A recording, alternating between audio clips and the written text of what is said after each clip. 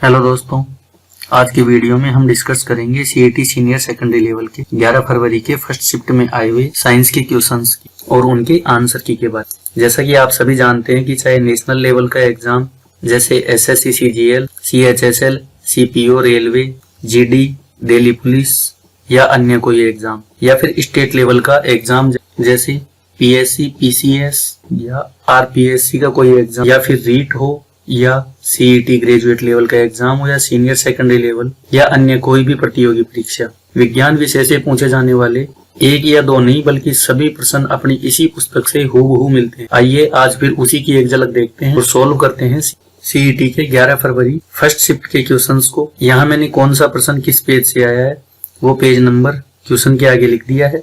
आपको उसके डिटेल पुस्तक में उस पेज पर ढूंढने में आसानी रही इसलिए मैंने उस पेज का फोटो भी क्वेश्चन के आंसर में लगाया। हालांकि कॉपीराइट इन्फ्रिंजमेंट के कारण मैं पूरा पेज नहीं लगा सकता, परंतु बाकी कंटेंट को ब्लर करके आंसर को रेड मार्क किया है पेज नंबर के साथ, ताकि आपको इस बुक में इस क्वेश्चन के आंसर की डिटेल ढूंढने में आसानी रही। चलिए शुरू करते हैं फर्स्ट क्वेश्चन से। जैसा कि इसने पहला क्वेश्चन पूछा है कि DPT is not a vaccine for disease, यानी डीपीटी का टीका किस रोग के लिए नहीं होता। तो यहाँ पे आपको पता है डीपीटी का टीका जो होता है वो ट्रिपल वैक्सीन होता है, 3 रोगों के लिए लगता है और तीनों की तीनों ही बैक्टीरियल डिजीज है, डिप्टीरिया, पर्टुसिस और टिटनस। तो पर्टुसिस बोलते हैं काली खांसी को, वूफिंग कफ को, और डिप्टीरिया हो गया यहाँ पे और टिटनस हो गया। तो यहाँ इसने ये पूछा कि किस रोग के लिए नहीं होता, तो इसका राइट आंसर क्या होगा, पोलियो के लिए नहीं होता है। और इसका आंसर आपको मिलेगा बुक में पेज नंबर 99 पे।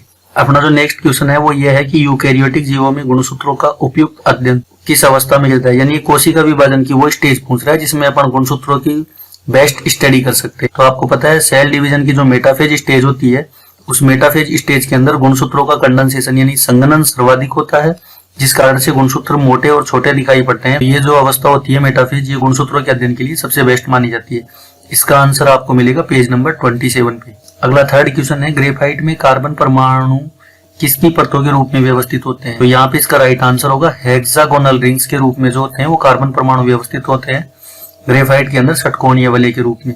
इसका आंसर आपको बुक में मिलेगा पेज नंबर 194 पर। फोर्थ क्वेश्चन है 45 डिग्री परावर्तन कोण वाली प्रकाश किरण के लिए आपतन कोण का मान कितना होगा। तो यहाँ पे आपको पता है परावर्तन के जो 2 नियम है उसमें एक नियम ये कहता है कि आपतन कोण का मान और परावर्तन कोण का मान बराबर होता है।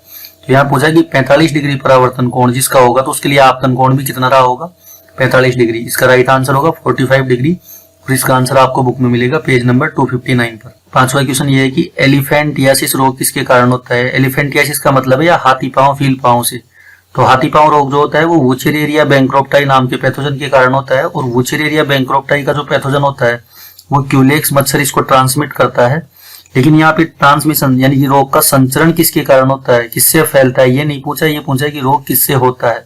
तो पॉजिटिव एजेंट पूछा, इसका पॉजिटिव एजेंट होगा वुचेरेरिया बैंक्रोप्टाई।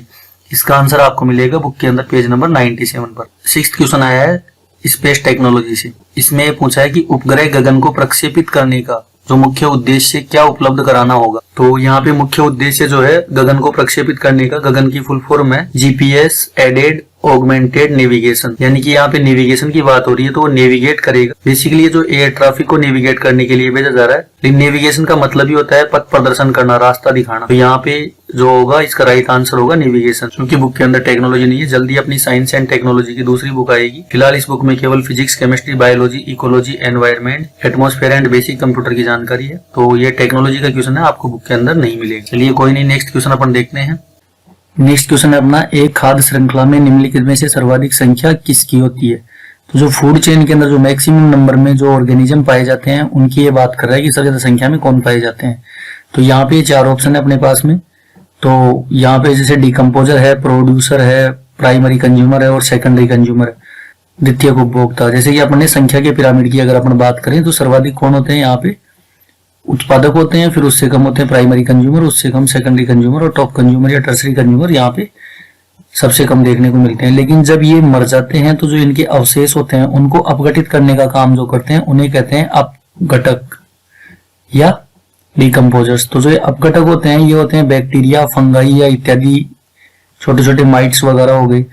ये जो सूक्ष्म जीव होते हैं इनकी संख्या जो होती है ये सबसे ज्यादा देखने को मिलेगी। तो इसका राइट आंसर होगा अपना डिकम्पोजर या अपघटक।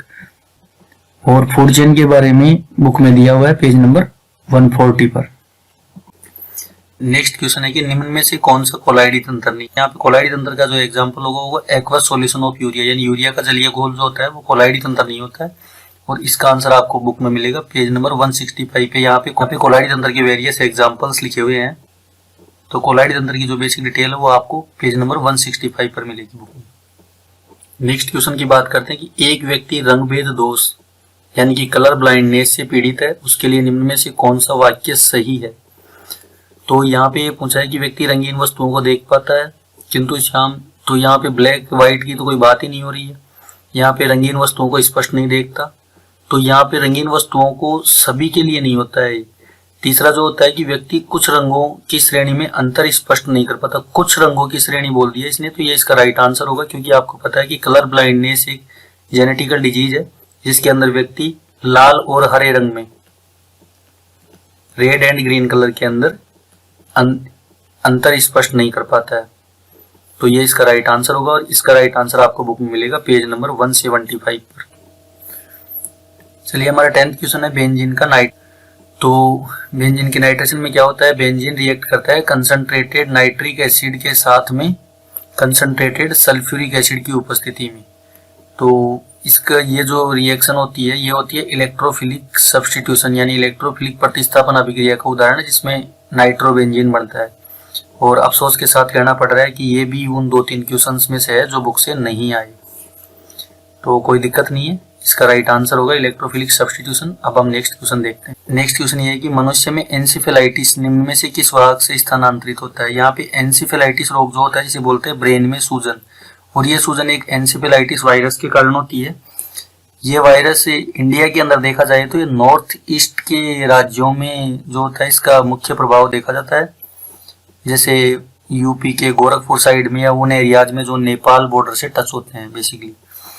तो यहाँ पे जो होता है ये जो एंसेफेलाइटिस वायरस होता है ये ट्रांसमिट होता है क्यूलेक्स मस्कीटो द्वारा। और इस नेक्स्ट क्वेश्चन अपना enlargement of thyroid gland is due to, thyroid ग्रंथि का जो विस्तार होता है वो किसकी कमी के कारण होता है। तो आपको पता है आयोडीन की कमी से गोइटर डिजीज होता है, गलगंड या गेंगा रोग, जिसमें थायराइड ग्रंथि में सूजन आ जाती है। तो इस कारण से थायराइड ग्रंथि बड़ी दिखाई देने लगती है और इसका राइट आंसर होगा आयोडीन। यह आपको बुक में मिलेगा पेज नंबर 56 पर।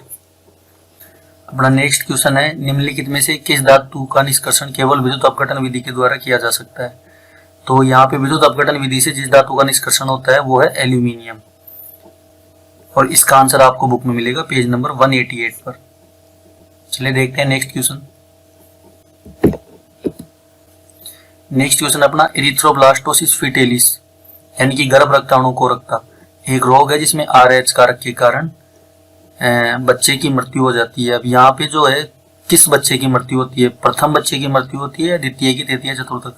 तो यहाँ पे जो बच्चे की मौत होती है, पहला बच्चा सामान्य जन्म लेता है। ये पहला बच्चा जो एंटीजन माँ की ब्लड को देख करके आता है, उस एंटीजन के कारण से माँ की ब्लड में एंटीबॉडीज बन जाती है। और जब दूसरा बच्चा जब RH पॉजिटिव होता है, बच्चा तो RH पॉजिटिव ही होगा क्योंकि उनका पिता पॉजिटिव था और माँ नेगेटिव थी, लेकिन अब पहले बच्चे ने माँ के अंदर क्या किया, ये RH एंटीजन दे के आ गया और माँ के ब्लड के अंदर क्या बन गई, उस एंटीजन के अगेंस्ट में क्या बन गई, एंटीबॉडी बन गई।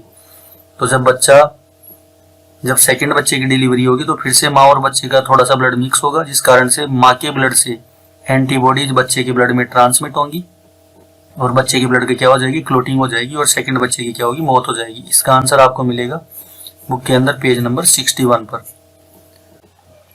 नेक्स्ट क्वेश्चन है कि निम्न में से श्वेत प्रकाश का कौन सा वर्ण प्रिज्म से न्यूनतम विचलित होता है। यानी कि सफेद प्रकाश जब किसी प्रिज्म में डालोगे तो उसमें कौन सा न्यूनतम विचलन को दर्शाएगा। तो यहाँ आपको पता है, यहाँ पे अपने को एक सीक्वेंस प्राप्त होता है, वो है VIBGYOR, violet, indigo, blue, green, yellow, orange और रेड। यहाँ पे जो बैंगनी रंग की तरंगदैर्घ्य होती है वॉयलेट की, वो सबसे कम होती है, इसलिए सबसे ज्यादा विचलन को दर्शाता है। और लाल रंग की तरंगदैर्घ्य सबसे ज्यादा होती है, इसकी वेवलेंथ ज्यादा होने के कारण इसका विचलन न्यूनतम होता है। चूंकि यहाँ ऑप्शन में कहीं भी लाल रंग नहीं है, इसलिए जो सेकंड कलर होगा ऑरेंज, उसकी वेवलेंथ लाल से थोड़ी कम होती है। इस कारण से इस ऑप्शन के अंदर ऑरेंज दिया हुआ है और ऑरेंज इसका राइट आंसर होगा। और इसका आंसर आपको बुक में मिलेगा पेज नंबर 263 पर। नेक्स्ट क्वेश्चन ये है कि रक्ताल्पता की रोकथाम के लिए कौन सा विटामिन है। तो यहाँ पे जो एनीमिया होता है वो कौन कौन सी विटामिन से होता है, इन दिए हुए ऑप्शंस के अकॉर्डिंग अपने को आंसर देना है। यहाँ जो फोलिक एसिड होता है उसकी कमी से भी एनीमिया होता है। फोलिक एसिड मतलब विटामिन B9, और यहाँ पे विटामिन B12 है जो पर्नीशियस एनीमिया करता है। पर्नीशियस एनीमिया होता है विटामिन B12 की कमी से। तो यहाँ पे जो राइट आंसर होगा वो होगा folic acid and vitamin B12। Anaemia दोनों की ही कमी की वजह से हो रहा है, इससे पर्नीशियस हो रहा है और इससे नॉर्मल एनीमिया जो होता है। तो यहाँ पे इसका आंसर जो आपको मिलेगा बुक में पेज नंबर 39 पर मिलेगा। नेक्स्ट क्वेश्चन है कि एक केस नली में जल की अपेक्षा कोई दूसरा कोई भी तरल है वो अधिक ऊंचाई तक चढ़ता है। केस नली आप जानते हो एक सूक्ष्म नली होती है जिसके अंदर द्रव जो होता है वो गुरुत्वाकर्षण के विरुद्ध अपने आप ऊपर की ओर चढ़ता है। तो इसका क्या कारण है कि पानी की अपेक्षा कोई दूसरा द्रव अधिक ऊंचाई तक चढ़ रहा है उसी केस नली में? तो इसका क्या रीजन हो सकता है वो इसने पूछा है। तो यहाँ पे ये पूछा है कि तरल का पृष्ठ तनाव जल की अपेक्षा अधिक होगा। अगर सरफेस टेंशन पानी की तुलना में ज्यादा होगा तो वो ऊपर ना जाके उससे नीचे कम ही चढ़ेगा उस केस नली में। दूसरा है तरल जल की अपेक्षा अधिक शान है। अगर विस्कस होगा कोई भी लिक्विड तो वो इतना ऊपर जा ही नहीं पाएगा क्योंकि वो तो गाढ़ा होगा, इसलिए वो ऊपर जा नहीं पाएगा। दूसरा ये पूछा कि तरल का ताप जल की अपेक्षा अधिक है। हाँ, ये कुछ हद तक वेरी कर सकता है, लेकिन जो मेन रीजन है वो इसका ये है कि तरल का पृष्ठ तनाव जो सरफेस टेंशन है वो पानी की तुलना में कम है, और जिसका सरफेस टेंशन कम होगा वो अधिक ऊंचाई तक चढ़ेगा। तो इसका जो राइट आंसर होगा वो होगा डी। और चूंकि ये सरफेस टेंशन वगैरह ये होते हैं ससंजक बलों के कारण, तो ये पृष्ठ तनाव ससंजक बल के कारण होता है और पृष्ठ तनाव के कारण होती है शांतता। यहाँ पे ये होता है कि जिसका पृष्ठ तनाव कम होता है वो अधिक ऊंचाई तक चढ़ता है केशिका के मामले में। तो यहाँ पर इसका आंसर आपको पेज नंबर 285 पर मिलेगा बुक में, लेकिन ये डायरेक्ट आंसर नहीं है, ये आपको पहले इसमें टॉपिक दिए हुए हैं पृष्ठ तनाव केशिका, तो उनको पढ़ करके फिर उससे आप ये रिलेट कर सकते हो। अगला क्वेश्चन अपना किसी लेंस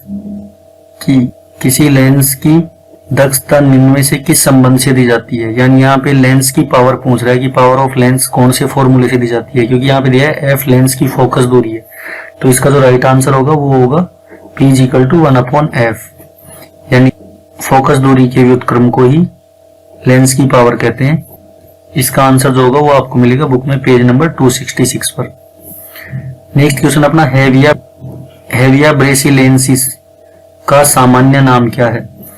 तो यहाँ पे हेविया ब्रेसिलेंसिस जो कि एक ब्राजीली मूल का पादप है, उसे रबर का पादप भी कहा जाता है। ये इसका साइंटिफिक नेम है हेविया ब्रेसिलेंसिस, जो बॉटनिकल नेम होता है। और इसका आंसर आपको बुक में सीधा सीधा दिया हुआ है पेज नंबर 209 पर। 20वां क्वेश्चन है कि क्लोरीन का विरंजन गुण यानी जो ब्लीचिंग एक्शन होता है, ब्लीचिंग यानी रंग उड़ाने की जो कैपेसिटी होती है, वो निम्नलिखित में से किस एक की उपस्थिति में होती है। तो देखिए क्लोरीन जो होता है क्लोरीन को विरंजन के लिए चाहिए होती है नमी यानी मॉइस्चर चाहिए होती है। इसकी उपस्थिति में क्लोरीन जो होता है वो रंग उड़ाने का काम करती है ऑक्सीडेशन की क्रिया के द्वारा। तो इसका जो राइट आंसर होगा वो होगा सी। और यह आंसर आपको बुक में डायरेक्टली नहीं मिलेगा, क्लोरीन गैस के बारे में डिटेल दी हुई है, लेकिन उसके लिए आपको वो पूरा टॉपिक पढ़ना पड़ेगा। तो इसका मैं यहाँ पे कोई पेज नंबर मेंशन नहीं करूंगा। नेक्स्ट अपना क्वेश्चन है कि डीएनए अणु को विशिष्ट स्थलों पर काटने वाले एंजाइम कौन से होते हैं। मतलब ऐसे कौन से एंजाइम है जो डीएनए मॉलिक्यूल को स्पेसिफिक साइट से काटते हैं। तो यहाँ पे आपको पता है कि रेस्ट्रिक्शन एंजाइम जो होते हैं वो डीएनए को काटने का काम करते हैं। रेस्ट्रिक्शन एक्सोन्यूक्लियस बाहर से काटता है और रेस्ट्रिक्शन एंडोन्यूक्लियस अंदर से काटता है। क्योंकि रेस्ट्रिक्शन एंजाइम काट रहा है, क्योंकि यहाँ पे रेस्ट्रिक्शन एंजाइम आंसर होगा, और इसका आंसर आपको बुक में सीधे सीधे दिया हुआ है पेज नंबर 84 पर। अपना नेक्स्ट क्वेश्चन है पारिस्थितिकी तंत्र में दो अवयव होते हैं, यानी पारिस्थितिकी तंत्र के मुख्य घटक कौन कौन से हैं। कंपोनेंट्स की यहाँ बात कर रहा है। तो आप जानते हो इकोसिस्टम के अंदर दो घटक होते हैं, सजीव घटक और निर्जीव घटक, यानी बायोटिक कंपोनेंट और एबायोटिक कंपोनेंट, जैविक घटक और अजैविक घटक। इसका राइट आंसर होगा, और ये आंसर आपको बुक में मिलेगा सीधे सीधे पेज नंबर 137 पर। अब आप सोच रहे होंगे कि इस किताब से सारे के सारे प्रश्न कैसे आ जाते, तो मैं मुन्ना भैया वाला यही डायलॉग कहना चाहूंगा कि जलवा है हमारा। तो आप भी पछताना छोड़कर अभी ये बुक ऑर्डर करें, लिंक डिस्क्रिप्शन में दिया हुआ है। और यदि अपनी इस पुस्तक का जलवा यूं ही देखना चाहते हो तो इस चैनल को सब्सक्राइब कर लो, और क्या पता फिर मैं भी ऑनलाइन क्लास लेने लग जाऊं। चलिए मिलते हैं जल्दी किसी अन्य वीडियो में, तब तक के लिए जय हिंद।